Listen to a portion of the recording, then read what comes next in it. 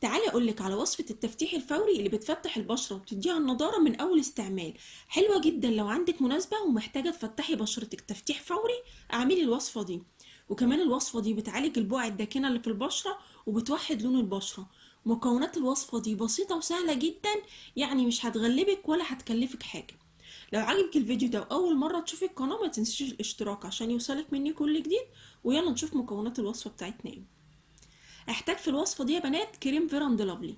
الكريم ده غني عن التعريف، عملت منه وصفات كتير قبل كده وكلها تحفة وناجحة جدا. هاخد منه قطعة صغيرة كده زي ما انتم شايفين،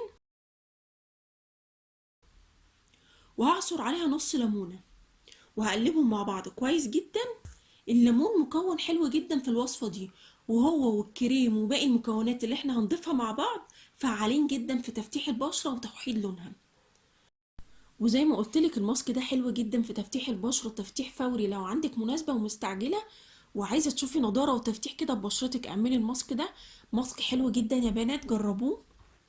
هضيف عليهم نص معلقة من النشا، نشا الذرة او كورن فلاور، وهضيف كمان نص معلقة من اللبن البودر.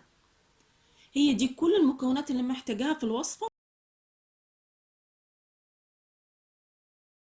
هنقلبهم مع بعض كويس جدا.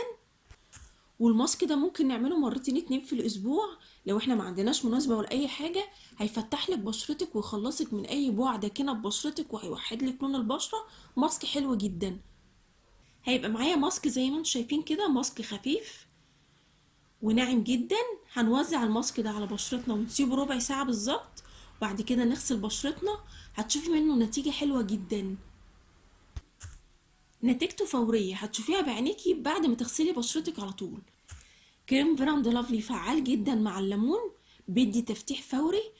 الليمون غني بفيتامين سي هيديكي تفتيح ويخلصك من البقع الداكنة الموجودة في بشرتك. والنشا كمان بيفتح البشرة وبيديها نضارة وبيمتص الدهون الموجودة في بشرتك.